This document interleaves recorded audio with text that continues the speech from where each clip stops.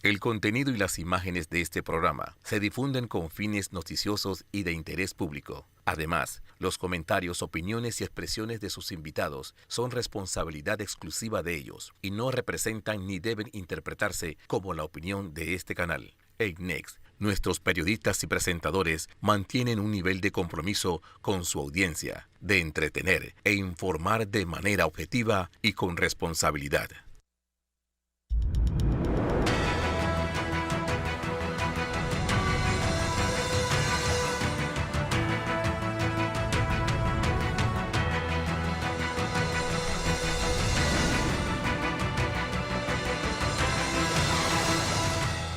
Muy buenos días, Panamá. Hoy es domingo 17 de diciembre. Estamos a una semana de Nochebuena y el país volviendo a la normalidad después de ese convulso mes de noviembre que tuvimos. Todo pues en un momento en el que pues, noticias de la semana, ese desastre del resultado de las pruebas PISA y esta recta final de las clases del año escolar 2023, ya se puede decir que dentro de un año electoral, pues con la campaña política ya tocándonos a las puertas. En el mundo, bueno, el tema de la guerra entre Israel y Gaza, igual lo que ha ocurrido entre Venezuela y la Guayana, y este acuerdo llegado en San Vicente el pasado jueves. Todo también en un día en el que el Tribunal Supremo de Guatemala avala la toma de posesión o la victoria de Bernardo Arévalo. ¿Qué irá a pasar en ese país donde hay muchas irregularidades dentro de este proceso electoral, judicial?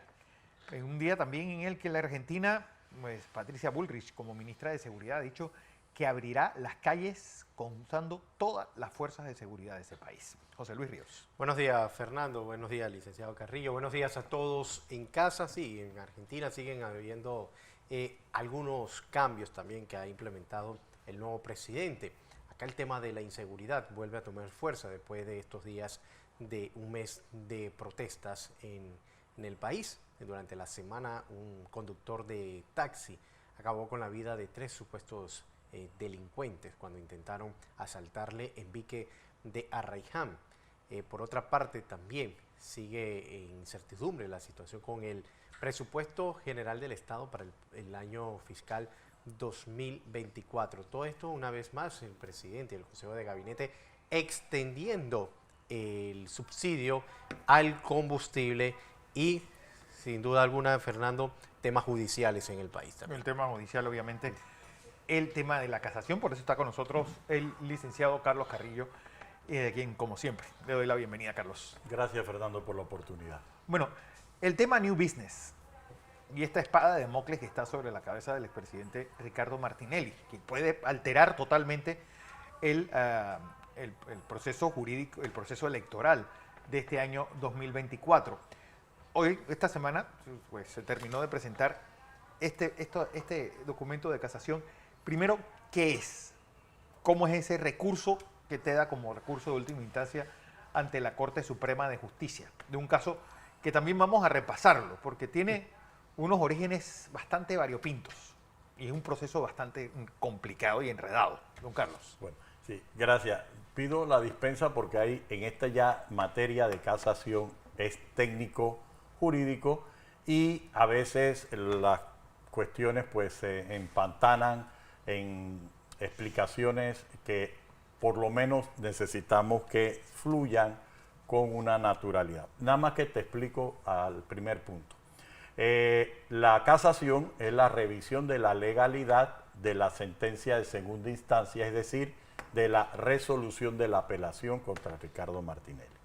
Como ya lo has adelantado, desde el primer momento hubo unas situaciones atípicas, ya no tan solo por la persona de Ricardo Martinelli, sino por una grave situación procesal que se dio con la apelación del fiscal, que fue declarada extemporánea y posteriormente se da el trámite a los recursos correspondientes. Aquí se dio la primera situación complicada.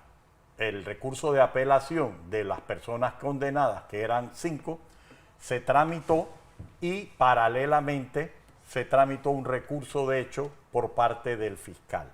El recurso de hecho por parte del fiscal sale primero, se ordena al tribunal de primera instancia que permita que el fiscal apele y eso se hace y se envía el expediente al tribunal inferior y luego se subsana y sube. En ese ínterin, cuando llega esa decisión ya sustentada la apelación, paralelamente la Corte Suprema ordena la suspensión de ese trámite de ese recurso de hecho.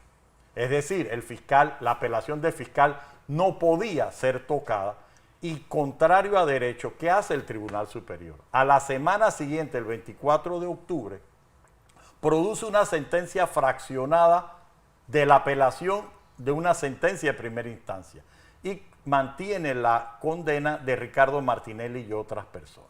Pero a las personas absueltas y a las reclamaciones del fiscal no se han atendido. Es decir, ahora se tramitó la formalización de una casación contra un recurso de apelación de una de las partes y deja a la otra suspendida. Eso es contrario a la lógica y contrario al derecho. Entonces, eso se advierte. El tribunal no pone cuidado. Como es una orden, que esa orden de ruptura no es susceptible a casación, se presentan los amparos y algún día se resolverá esa situación. Pero paralelamente, la historia republicana de la casación es variada. Y en vez de darse el expediente completo a las partes y 15 días sucesivos, por tiempos, el tribunal, el magistrado ponente, el magistrado Manuel Mata Avendaño, decide unilateralmente cambiar la jurisprudencia que él mismo y todo el mundo había respetado y dar términos corridos con un USB. Y aquí es donde comienzan las complicaciones. Es decir, él ordena que se digitalicen y se entreguen un USB el expediente y que corren los 15 días para todas las partes. Ante eso se apeló porque el artículo 140 del Código Judicial dice que las decisiones de los ponentes son apelables ante el resto de la sala. Okay. No tramitan la apelación y proceden el día posteriormente a admitir el recurso de casación invocado, no atender las nulidades, no atender las apelaciones y mandarla a la Sala Segunda de la Corte Suprema de Justicia. Esa es la introducción. Ahora veamos de lo del recurso de casación. El recurso de casación, en definitiva, comienza por un cuestionamiento de prueba, es decir, se está cuestionando el valor probatorio que se le dio a unas pruebas y que a otras pruebas ni siquiera se consideró. En ese sentido, se consideró inicialmente lo que son los testigos protegidos. Los testigos protegidos, la defensa plantea que el hecho que se haya dispuesto que no hubiera contradictorio y que un tribunal superior se atreva a decir, como vemos en pantalla. Vamos a ver lo que está en pantalla. Y se atrevan a decir, las declaraciones dadas en el sumario conservan su fuerza a página 93.459, en la segunda columna, durante el plenario, sin necesidad de ratificación, salvo que alguna de las partes pida esto con el objeto de repreguntar al testigo. Entonces, el Tribunal Superior lo que está diciendo es que no importa que no te hayan dado el derecho, por una disposición que ellos interpretan contrario a la experiencia que hemos tenido todos los abogados, se atreven a decir que no importa el contradictorio y que pueden valorarse los testigos. La defensa no está de acuerdo con eso y lo plantea en sus primeros motivos. Es decir, no da, está avalando que no haya habido un contradictorio total. Entonces, cualquiera persona que piensa, y más los estudiantes de Derecho o los jueces, saben que si una prueba no es sometida al contradictorio, tienes que darle un valor, o no darle un valor, o darle un valor de no considerarlo, porque es violatoria a los derechos fundamentales de cualquier persona. Eso es como si a mí me acusaran de matar a alguien solamente con que una persona diga que a mí me... y no te permitan repreguntarle. Decir, pero ¿qué tú dijiste? ¿Qué no dijiste? Porque si yo no estaba ahí, lo que sea. En ese sentido, es el primer punto de las objeciones valorativas que pone la defensa. Un segundo punto es el perito Eliseo Ábrego, es la prueba fundamental. El perito Eliseo Ábrego, el propio tribunal dice, la lectura de la sentencia pone en relieve que dicho medio de prueba fue objeto de una consideración, de lo cual compartimos, es decir, nosotros, el Tribunal Superior está de acuerdo en que la prueba, lo que valoró la juez de primera instancia, ellos estaban de acuerdo. Y dijeron, tal y como fue plasmado por el tribunal de la causa, las primeras declaraciones y ratificaciones realizadas por Eliseo Ábrego resultaron ser las más verídicas, puesto que gozaban del mayor credibilidad no será afectada. Es decir, que el hecho de lo que la misma sentencia dijera, existieron algunos aspectos en su disposición que no se tornaron muy claros. O sea, el tribunal te está diciendo, no fue muy claro, pero eso no importa, porque en sus primeras declaraciones, donde no había habido contradictorio, él habló bien y valen las de las primeras. Y pregunto, en el caso de los testigos protegidos, se habló de que era una ampliación de indagatoria. Si los testigos protegidos habían declarado antes y no habían dicho lo que dijeron y se interpretó, ¿por qué no le dieron valor a las primeras declaraciones como lo hicieron con el perito? Sí, claro. Entonces, es algo de lógica que no disminuye a la defensa. Esto es lo que pone en efecto qué juzgadores tenemos. Si seguimos en el tema, vamos a ver el tema de Ricardo Chanis puntualmente. En la declaración de Ricardo Chanis, el tribunal expresamente, y en la última columna está, ahora bien, durante el acto de audiencia ordinaria ya celebrada el 23 de mayo al 2, vemos cómo muchas de las preguntas formuladas por los diferentes abogados y demás partes del proceso del señor Ricardo Alberto Chanis, quien fue colaborador, fueron un tanto imprecisas. Entonces, se te está diciendo que uno de los elementos que valoraste era impreciso. No lo dice la defensa, lo dicen los honorables magistrados. Y esta vergüenza de lógica, lo que te está diciendo, oye, tú condenaste diciendo que Chanis era impreciso. Ah, porque había un problema, que si Ricardo tenía el 60% de pasa, ¿dónde están las acciones?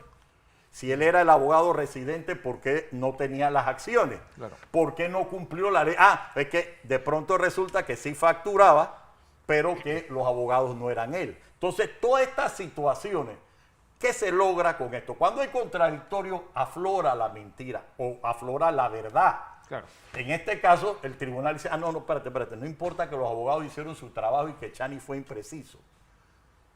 Yo la valoro y es plena prueba. Pero, ¿y qué dijo Chanis? Entonces, entra la defensa a tener un poquito más de complicaciones. Por otro lado, voy a hacer un alto en el fondo, en parte al procedimiento. El artículo 1001 del Código Judicial dispone cuándo se hacen las publicaciones o la forma de hacer las notificaciones. Si pueden poner en pantalla la siguiente. Okay. El edicto será fijado al día siguiente de dictada la resolución y su fijación durará 5 días. Veamos el edicto 1, el primer edicto que se publica en este, que es la siguiente, que es el edicto 472 del 7 de noviembre. Esta está publicando, aquí hay un error en, no, la siguiente, por favor, hubo un error en el título. A ver. Ok, aquí está. El mismo 2 de noviembre que se da el término, sí, ese mismo día se publica el edicto. Y la norma que pusimos hace un momento, el 1001, dice que es al día siguiente. ¿Cuál es la premura? Una tontería como esta, si saben que tienen que publicarlo al día siguiente, ¿por qué eres la premura? Y el edicto del 2 de noviembre, correcto, perfecto, ahí está, el edicto tenía que ser el día siguiente. Y la resolución del 2 de noviembre se publica con el edicto 472 el mismo día. Eso se repite, veamos más adelante, en el edicto 506 del 11 de diciembre, que publica si se dan cuenta, la resolución del mismo día. Wow. Entonces, si se lo estamos poniendo y le estamos diciendo, oiga, por lo menos cumpla con los tiempos. Finalmente, el auto 109 de ese mismo día, en la siguiente, ahí está, firmado por los 3 magistrados, el mismo día del 11 de diciembre. Entonces, ¿cómo tú le explicas a la persona afectada, en este caso a Ricardo Martinelli, que le están perjudicando, no le están cumpliendo ni esto, que es un día, eso alguna gente lo verá irrelevante, y no, esto es prueba de los tropiezos jurídicos por encima de la ley. ¿Por qué? Porque de conformidad a lo que se ha hablado aquí, Sí. cuando nos dieron el USB, yo creo que es la siguiente filmina, A ver. la pantalla, ahí aparece, en el USB que nos dieron a nosotros, Sí, se ordenó el 2 de noviembre. sí. Sin embargo, cuando se revisan las propiedades de ese USB, se encuentran hallazgos que desdicen de esa digitalización. ¿Qué hace la defensa? Sí, correcto. Miren lo importante de esto. Ahí están todos los tomos. La tomo mayoría es- está del 19, se ve hasta el 115. 115. Vamos a analizar esto. El tomo 19 es del 26 de septiembre ¿Por del qué, por 2000. ejemplo, va 19, 20, 21, 22, 23, 27, 28, 35? Es decir, no tienen una secuencia. No tienen una El secuencia. 37-31 también. El 22 está después. Aparte de eso, si tú te fijas, estas digitalizaciones fueron en el año 2017, en el mes de septiembre, en diferentes días. Ok, 27, 26, 28. ¿Cómo tú explicas que una orden de digitalizar el día 2 de noviembre del 2023 tenga fecha de digitalización de esta fecha? ¿Cómo tú explicas que me están dando copia digitalizada del expediente Ajá. cuando la vista fiscal llegó al órgano judicial en el 21, pero ya estaban digitalizadas el 17? ¿Y cómo tú me explicas que hubo reserva, exclusión de documentos de acuerdo, pruebas que no aparecen en el USB? Vamos a poner el modelo del USB nuevamente en el tomo correspondiente, el tomo 160, que ahí aparece en desorden, Sí. aparece el 5 de febrero del 2021. 5. Pero fíjate que en el tomo 160, en la parte final, estaba el informe, uno de los informes de Eliseo Abreu, pero a nosotros en el digital no nos aparece. No nos entregaron. ¿Cómo es posible que ese documento no estuviera digitalizado si en esa fecha ya estaba presentado? Quiere decir que ese documento fue incorporado posterior a la digitalización. Claro. Y la defensa se quedó sin poder examinar. ¿Sabe lo que dice el tribunal? No hay problema, lo digitalizamos ahora y subieron un USB con un informe secretarial. Cuando el Código Judicial dice que si se extravía un documento, tienen que hacer una audiencia de reposición. Claro. Volvamos a la pantalla, por favor, de los tomos, para que veamos qué es lo importante acá. Al final, fíjense, la última digitalización del tomo 181 El 11 sí de- ocurre el 15 de noviembre. noviembre y a nosotros nos los entregan el 16 de noviembre. ¿Por qué no pudieron hacer la digitalización completa? ¿Y por qué, por ejemplo, en el tomo 163 hay parte 1, parte 2, en el tomo 165 hay parte 2, en el tomo 68 igualmente, y peor aún, si la audiencia fue en el 2023, en el tomo 170 y todos los demás, el 19 de mayo se estaba digitalizando y el orden de los tomos no corresponde. Si tú te das cuenta, viene el tomo 175 arriba, el 73, el 74, y estos son propiedades del mismo USB. Esto pareciera una cuestión tecnológica, Sí. y vamos a explicar por qué la relevancia. Porque ninguno de los tomos, en la mayoría, pues vamos a poner, del 2017 coincide con su foliatura. Es decir, que lo que está en impreso no es lo mismo que está en Correcto. digital. Hay páginas, hay tomos que en la página 93.068 aparece en físico, que es otra cosa, y en el digital aparece que es otro. Sí, cuando uno se da cuenta, ¿qué pasó? Que digitalizaron antes de la foliatura. Pero ojo, si la orden fue el 2 de noviembre, ¿cómo pudiste hacer esto? Entonces la defensa se levanta y le dice al fiscal, al juez, al magistrado, que tiene que tutelarnos el derecho. Decirle, oiga, magistrado, el primer día a la secretaria, oiga, está pasando esto. Ah, no, no hay problema. Nosotros, esto se tiene que superar y demás allá. Y después nos hacen un informe que no hubo problema porque nosotros pudimos ir a ver eso. Ojo, yo pasé 2 veces, entré a la corte y estaba Suntrack. Y yo demoré más de 30 minutos porque tuve que caminar porque estaba la calle cerrada.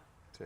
Entonces, cuando todos esos impedimentos que tú me dices tiene que verlo de 8 a 12 y de 2 a 5, cuando la ley, los usos y costumbres siempre nos entregaban.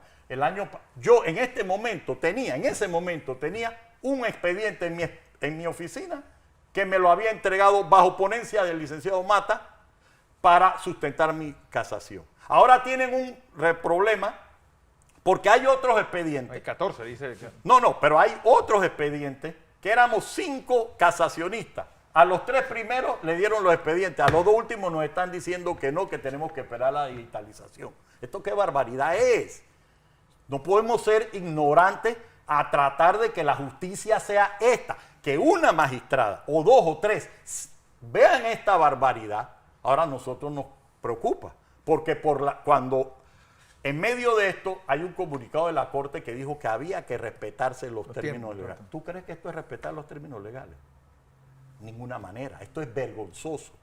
Entonces, desde ese punto de vista, nosotros, esto es la punta del iceberg de nulidades y nosotros decidimos ponérselo por escrito al tribunal día a día.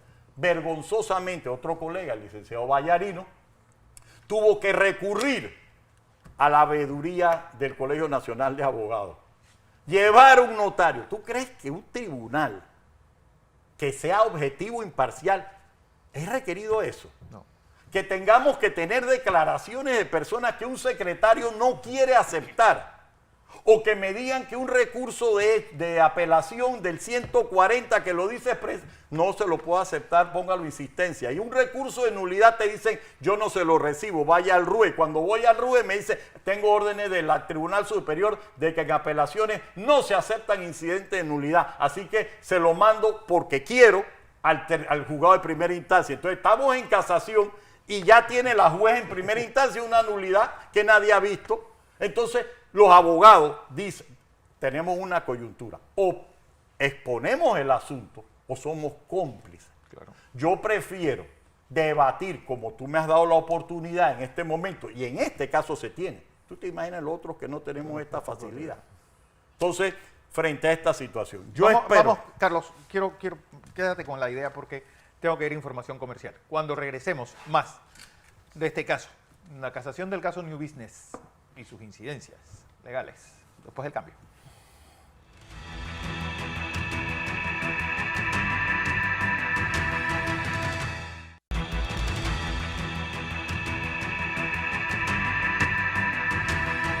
Seguimos en la presentación de Entre Líneas. Hoy es domingo 17 de diciembre. Hay extraordinaria de la lotería. Pero aquí estamos hablando del caso de casación del caso New Business. Y empecemos desde el principio. ¿Cómo nace este caso? Este caso no es de los inventados por Saltarín. Esto es otro génesis. Es lamentable porque sí fue inventado institucionalmente. El día 6 de febrero del 2017, el diputado Jorge Arrocha, en la Asamblea, en el periodo de incidencia, hace una serie de señalamientos contra el señor Ricardo Chanis y Editora Panamérica dentro de una línea editorial. Producto de eso, acordémonos que Ricardo Chanis ya no es parte del expediente. El secretario de ese momento es llamado por el presidente, entiendo que era el licenciado Rubén de León, y le dijo que por órdenes del de arriba se mandara una notificación a Kenia Porcel. Los medios cubrieron cuando el exdiputado, el exsecretario general, el licenciado Weaver, hizo esas afirmaciones públicamente que él no sabía quién era el desde arriba, pero que el de arriba era Dios o era el presidente de la República. Sí, la separación de poderes y eso de que la armónica coordinación, la armónica colaboración es un decir. Y peor aún que en ejercicio de sus funciones, él como secretario consideraba que debían ir al Ministerio Público y poner una querella, pero que la Asamblea no podía convertirse en medio de enmascaramiento de intereses de terceros con un criterio profesional de él como abogado. Lamentablemente, por una orden superior, se procede a abrir este expediente. Así comenzó esto, Fernando. Así empieza. ¿Y cómo toma tanta velocidad?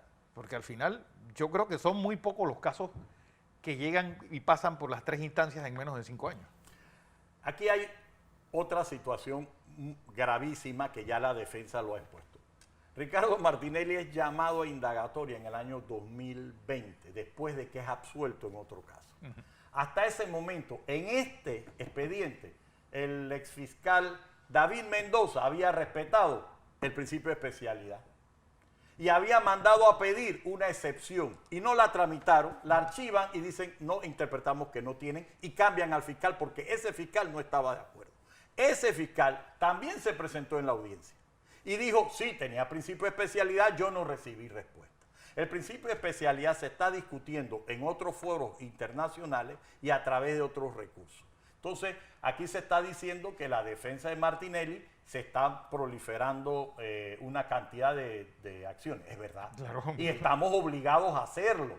¿Por qué? Porque si ustedes analizan el escrito de casación, es prueba. No habla del principio de especialidad, porque ya el principio de especialidad fue violado. Entonces, sí, se produce, después de las digitalizaciones que vimos, se produce en el 2020, salió libre, te invento y ahora no te respeto el principio de especialidad. Y meten a Ricardo Martinelli en el expediente. La defensa en ese caso estaba llevada por el licenciado Ortiz en ese momento. Él dice, me niego a participar en esto porque es el principio de especialidad y se inician una serie de actuaciones encabezadas por él, el licenciado Camacho y otros miembros del equipo sobre el debate del principio de especialidad. Pero al tribunal, a la fiscalía no le importó eso. Vamos al tribunal y el tribunal interpreta de una forma diferente el principio de especialidad y dice, eso lo veremos después, entre otras cosas. Entonces, frente a esa situación, no podemos desviarnos en este momento. Sigue la investigación, se produce la vista fiscal, Ricardo Martinelli es sometido a medidas cautelares para arraigarse al país, las cumple totalmente y entramos en la audiencia. Posterior a la audiencia, entonces se da el fallo de primera instancia y la apelación que se nos llega. Ahí eso es lo que estamos en la historia de lo que es este expediente. Entonces, como te iba diciendo, la defensa objetó, entre otras cosas, el testimonio de Chani, ya no tan solo por impreciso, sino también porque él decía que Ricardo Martinelli tenía el 60%, pero sin embargo, FEC 201 presentó una acción del 20%, FEC 2010 entregó otra acción del 5%, un colaborador de otro expediente entregó otra, y la familia Betech y el señor Cohen entregaron otra. Entonces, espera. ¿Cómo es la matemática? 20 más 5 más 5 más 5 son 40. ¿Y los otros? ¿Dónde están las otras acciones? Ah, no, las otras acciones no existen. No, y es que los propios fiscales dijeron que no eran expertos en matemática y que incluso uno dijo que no le gustaba matemática en el colegio. Pero imagínate que aceptaron, el gobierno nacional aceptó un acuerdo de colaboración y de resarcimiento por acciones de empresas de BVI, del extranjero, que están disueltas. Entonces la defensa en el recurso de casación levanta pérdida. Tú me estás diciendo que yo tengo el 60%, que soy dueño de una compañía multimedia. Encima de eso, que tengo participación del 20% divisa, o sea, yo tengo el 80%, pero él certifica que supuestamente es el 60% y los auditores dicen que tengo el 14%. ¿Cómo se refiere a eso? Es más, no, porque es que usted compró en 3 millones las acciones del señor Mizrachi, perfecto, pero los pagos suman 3.250.000. Entonces quiere decir que yo pagué más de lo que decía el acuerdo. ¿Dónde está el acuerdo? No, el acuerdo fue verbal. Bueno, ¿dónde está la acción? No, la acción la tenía Fecdo. ¿Y dónde está la otra? No, usted no tenía nada. Entonces, pero yo soy dueño. Ah, no, porque usted tenga una certificación del señor Chani que dice 60%. Chani se presenta a pregunta de la defensa, ¿dónde usted sacó el 60%? No, yo no tengo ninguna acción, yo no tengo nada que ver con esas empresas, los abogados son otros. Traemos la certificación de esos abogados y dicen, señores, esas empresas están disueltas. Entonces, cuando tú le preguntas, ahí viene la imprecisión. Chani dice, bueno, pero es que eso fue lo que dicen, que me dijeron que decían. Entonces, ¿dónde está el fundamento? Si Editora Panamá América solamente tiene un accionista, que es otra empresa, y esta a su vez tiene un holding de empresas. Entonces, esas imprecisiones de Ricardo Chani fueron también expuestas en su momento. Más aún, se presentaron que cómo es posible que dijeran que Ricardo Martinelli había organizado la compra de PASA y que había buscado a todo el mundo, cuando Fecdo 10 dice que él estuvo presente cuando Ricardo Martinelli invitó a unos amigos inversores y constructores a invertir, textualmente. Entonces, espérate, si tu testigo protegido está diciendo, no es que yo pedí que de las coimas que habían, o de las ganancias que tú, no, lo dice el propio testigo, pues entonces la defensa se levanta y dice, señor, usted valoró mal el testimonio que señala que Ricardo Martinelli no buscó más. ¿Qué prueba había? Los testimonios de los vendedores, la familiaria, que nadie duda de ellos. Dicen, no, el que me dio su palabra de compra fue Moisés Levy. Moisés Levy, antes de fallecer, dice, no, yo tuve que cumplir que eso se comprara porque había dado mi palabra, porque cuando yo participé en la compra del Universal, no pude manejar la línea editorial porque no tenía el 50%, y cuando iba a comprar el Siglo, por trascender la noticia, no lo pude comprar y me ganaron la vuelta. Por tanto, yo, como di mi palabra, yo tenía que garantizar el pago. Y por eso se usó mi cuenta. Entonces, cuando tú lees el fallo, no en este momento, eso va a ser otro debate. El fallo dice que la cuenta era de Ricardo Martinelli, que Ricardo Martinelli dio las instrucciones y buscó a las personas. Y viene el tercer problema. Si tú me dices que esa cuenta era para encubrir, todos los orígenes de los fondos están ahí. Sí, se presentaron a declarar. El señor Betés dijo que mi papá me lo prestó y después se lo pagué, que los dineros no eran ilícitos, que se hizo una auditoría de Contraloría, que él entiende que salió bien. El otro señor dijo, sí, dispusimos unas plata de las cuentas. El otro señor dijo, no, el dinero a nosotros fue lícito. Lo que pasa es que a mí me pidieron que recibiera un dinero. ¿Usted sabía dónde venía? Sí, venía del señor tal, que es socio. Ah, que se ocultó. No. ¿Que venían de origen ilícito? No. Peor aún, ¿cómo tú comes todo esto si al final el propio tribunal dice que los fondos que se desviaron fue para pagar el préstamo en la caja de ahorro, donde el señor Chani era miembro de la directiva, donde el señor Francolini era miembro de la directiva, y resulta que el préstamo era por 7 millones, pero la compra fue por 3. ¿Quién pagó los otros 4? Entonces, cuando tú vas a ver los cheques son de los mismos colaboradores y de los testigos que se presentaron. Entonces, perfecto. Martinelli supuestamente mandó 3 millones porque iba a comprar y mandó de más, 3.250.000. Los otros, ¿por qué pusieron la plata? Si ya estaba la plata en New Business.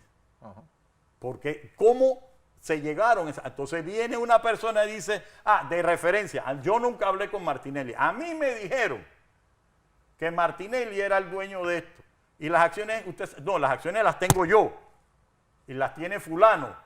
Martinelli no tiene, pero él era el que estaba detrás de esto. Entonces, cuando tú ves que estos razonamientos violan la lógica y el tribunal se atreve a decir lo que ustedes leyeron, testimonios imprecisos, que tenían vacíos, contradictorios, y así aún los usan para condenar, es grave. ¿Qué hace la defensa? Le dice, oye, en el mismo expediente están las acciones de Ibiza, de Meadows. ¿Cómo es posible esto? No, porque es que el testigo Fecdo 01 dice que esto se lo iban a dar algún día. ¿Quién paga 3 millones y no te pide las acciones, aunque sean al portador? Entonces, estamos viendo relevos de responsabilidades selectivos que son preocupantes. Más aún, Frente a todo esto, la defensa aportó un testigo, un perito. Y el perito estuvo sometido a defensa. Dice, yo no encontré, el gerente de la empresa me dijo que no tenían acciones, que el abogado me dijo que no tenían acciones. Y usted entonces, ¿cómo sacó el porcentaje del 14% de Martinelli? Ah, por los cheques mismos y el total de la inversión. ¿Y esos cheques estaban? Sí. ¿Y esos cheques dónde venían? De la cuenta personal de él, de las compañías afiliadas. Esos fondos eran lícitos. El propio Eliseo Ábrego dice, lo que puso Martinelli fueron lícitos. ¿Y los otros? Ah, pero es que tenían relación con, el que aportó tenía contratos con el gobierno. ¿Fue de ilícito o no fue de ilícito? Y aparte de eso, ¿qué tenía que ver Martinelli con la plata que pusiera otra persona? Claro. Si tenían sus acciones, es más, hubo un caso hasta familiar que la persona manda los fondos, dice, los fondos son míos y lo hice por mi relación familiar con Ricardo Martinelli, pregúntenle a él y absuelven a todo el mundo. ¿Por qué los absuelven? Porque no había fondos ilícitos. Claro. Y de las personas condenadas, ninguna se relaciona con Ricardo Martinelli. Ninguna, absolutamente ninguna. Es decir, la teoría de la condena, de decir que hubo fondos ilícitos, contrasta con que esos supuestos fondos ilícitos no tocan a Ricardo Martinelli, ni siquiera son señalados. Entonces se refieren a no, porque es que en contrato de la asamblea había, sí, perfecto, pero la asamblea se demostró y la persona fue absuelta. ¿Cuál era el problema? Si no era fondos ilícitos, ¿cómo puede haber blanqueo? Ah, que yo era el presidente de la República. Violaste el principio de especialidad. Violaste que si me juzgas por un caso que tengo en ejercicio de mis funciones, no puede ser blanqueo. Puede ser peculado, puede ser delito contra la administración pública. ¿Por qué? Porque la Constitución es sabia. Y la Constitución lo que no quiere es que se prolifere la judicialización de la política. Y regreso a tu primera pregunta, que era los tiempos. Lamentablemente los tiempos no son los judiciales. No. Los tiempos son los electorales y esto termina de contaminar. El Tribunal Electoral, en una decisión histórica, decidió proteger en calendario electoral a Ricardo Martinelli con el principio de especialidad. Y la Corte por encima de eso se impuso, ahondando en la jurisdicción electoral, y dijo, no, el Tribunal Electoral no puede proteger la libertad de sufragio. Esto es un tema judicial. Bueno, ¿qué fue lo que pasó con el caso de Rómulo Rux y Blandón con el caso de Brecht? Eso es, sí, correcto. Si el Tribunal Electoral lo hizo con ellos dos y no lo hizo después. Lo hizo con ellos dos porque era para proteger la libertad de sufragio, sí. Pero Ricardo Martinelli no tuvo derecho a esa protección. Peor aún, vuelvo y repito, frente a esto son dos elementos. Los magistrados de ese momento del Tribunal Electoral, porque ahí hubo una sustitución, consideraron que se debía proteger la especialidad. ¿Por qué? Porque todo el mundo sabía que Ricardo Martinelli había sido exhibido durante 4 años y había salido inocente. Y todo el mundo sabía que si querían juzgarlo tenían que haberle dicho a Estados Unidos, lo pido por estos casos. Ah, pero como se sabía que había evidencia de persecución política y que no se iba a dar la extradición, fueron selectivos y algún día la historia se escribirá o se reproducirá en esas efemérides cuando veamos la concesión de la extradición de Ricardo Martinelli. Entonces tú tienes a un hombre 1 año preso en Estados Unidos, lo tienes 1 año preso acá, lo tienes 1 año sometido a un proceso, 1 año y medio, lo subes a casación de nuevo y anulación. Y después que te gana en todos los elementos, dices, ah, no, espérate, que hay otro partido, hay otro juego extraordinario. Ah, pero con mis reglas, vamos al inquisitivo. No me importa tus derechos, no me importan los términos. Lamentablemente es vergonzoso.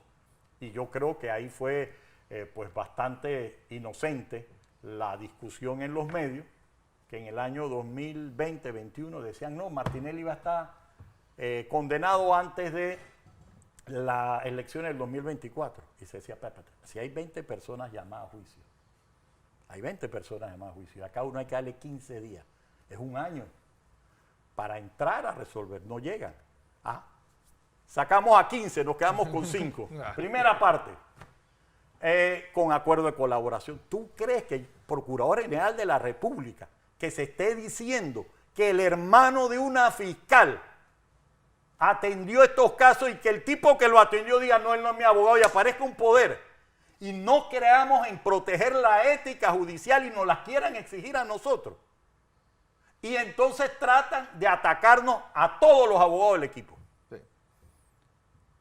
Y tú, procurador, no ves lo que está pasando. Estoy mirando para otro. No, es Martinelli. Solo ese hecho, o el hecho de la extemporaneidad, que tiene mucho que escarbarse. Juguemos con morbo o juguemos con la ley. Ahora ya nos dicen, no, ya esto está en el superior, en la corte, en la sala segunda. No importa el día que nos comimos, no importa que venza el lunes, esto va. Y ya en los pasillos tienen una guerra psicológica desde abril. Sí. No, Ricardo, te van a condenar en mayo, te van a condenar en junio, te van a condenar en agosto. Vamos en diciembre. Y resulta que no nos están dando el derecho. Sí, yo sí soy obstinado en no casar los calendarios judiciales con el electoral. Pero es una realidad. Pero hemos dejado lo importante, el objeto de un proceso, es saber si una persona es culpable o inocente.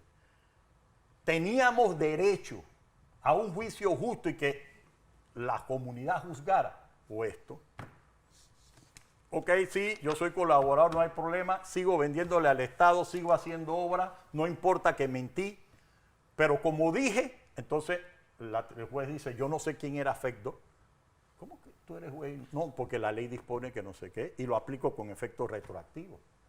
Entonces, esta barbarie, y disculpa la extensión, es lo que la defensa ha ido diciendo. Por ejemplo, valoren el testimonio de Musa Levy, que él dice, yo fui, y yo le dije al yerno de mi hija, es decir, al esposo de la nieta, que se encargara. No, pero para el tribunal es Ricardo Martinelli. Que el banco diga, a nosotros no nos mencionaron a Ricardo Martinelli, nos dijeron que era Musa Levy y Ricardo Chani. Que el banco haya dicho, no, la cuenta de Newsbusiness Ricardo Martinelli, no, él tiene otras, pero esa no tiene nada que ver. Y la cuenta se mantiene aperturada hasta el 2015-14 en otras actividades con depósitos y demás, y movimiento. Dicen, no, lo que pasa es que hicimos una serie de contratos que eran falsos y no sé qué. Y no hay una sola acusación de falsificación contra los fraudulentos. Y te doy un release, no te preocupes, esta es la forma de que no tienes ningún problema. Ahora, ya eso no es discutible. Lamentablemente se agotaron todas las posibilidades. Lo que queda marcado aquí es la percepción de muchas personas que para buscar un acuerdo de colaboración necesitas un familiar de un fiscal. Gústenos o no nos guste. Y en el Código de Ética del Ministerio Público hasta el día de hoy, eso no está prohibido. Entonces, ¿qué estamos hablando? Entonces, esta situación sí nos preocupa. Vamos en casación. ¿Qué esperamos? Una valoración justa. Jurídicamente nosotros tenemos nuestro concepto. La casación debe ser admitida. Ir a una audiencia para exponer estos hierros de la valoración. Y que las tres magistradas sean las que decidan el destino institucional. ¿Por qué? Porque el Pleno de la Corte, bajo unos criterios muy particulares, ha dicho que esas son situaciones que no se remedian vía amparo de garantía. Eso se tiene que remediar en el expediente. Eso es. Entonces, la frustración que pueden sufrir otros aspectos de la sociedad panameña, como la lucha de género, las cuestiones de las protecciones.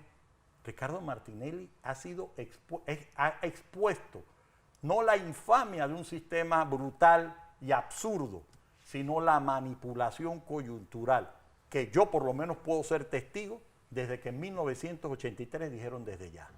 Y esto es cíclico, coyuntural, pero ¿nos merecemos esto o debemos madurar y dar un Estado de Derecho? Le corresponde, para mi criterio, a los 9 magistrados de la Corte Suprema de Justicia. En este caso van a querer desvincularse y poner a las 3 magistradas. Pero los que van a sufrir por encima de cualquier cuestión no son los magistrados aquellos que dijeron acusación sin imputación, que fue vergonzoso, sino estos nuevos ya subalternos que han tenido que firmar que USB, Vuelvo y te repito, ¿cómo yo le explico a Ricardo Martinelli que otros clientes nuestros sí teníamos los expedientes? Yo recuerdo hace varios años atrás que tuvimos un expediente de 400 tomos y recuerdo la faena de trasladar esos 400 tomos a nuestras oficinas. Y entonces invocar principios de seguridad o principios de inconveniencia para negarnos nuestros derechos. O el juega vivo. No, no estaba, pero ahora te lo doy. Ah, no importa, la foliatura, tú pones... pero si para que me admitan la casación tengo que poner el tomo y el folio correcto. ¿Qué vas a hacer? Que las magistradas por cada recurso de casación tengan que revisar el USB que me dieron. ¿Y cómo yo sé que es el mismo USB que me dieron? Si miremos de nuevo, para finalizar, sí. el USB, ¿cómo me explica la fecha de los tomos de digitalización? ¿Cómo pudiste, primero en desorden y segundo por fecha? ¿Cómo pudiste hacer esto? Y vuelvo y repito, en este caso el desorden de los tomos va por el lado de que cuando se hace la entrega se tenía el criterio de búsqueda en fechas. Entonces yo te lo puedo explicar por qué sucede. Pero sucede ¿por qué? Por el hecho de la manipulación. Y repito, finalizando, este expediente pudo ser tramitado en el tribunal inferior a partir de febrero del 2021 con la vista fiscal. No hay otra explicación. Así que con esto yo te explico la situación y pues disculpa lo extenso de la misma. Perfecto. Es bueno para que tengan conocimiento de todo lo que ha ocurrido y por qué los recursos presentados por ustedes. Claro, pero la gente dice, no, esta gente es una necedad para ver, gana tiempo. Correcto. ¿Por qué? Porque lamentablemente yo puedo especular que eso fue utilizado para extraer o incorporar documentos y la defensa no tener acceso a la información. Claro. Bueno, vamos a información comercial, José. Cuando regresemos, El Mundo. Alonso Correa, después del cambio.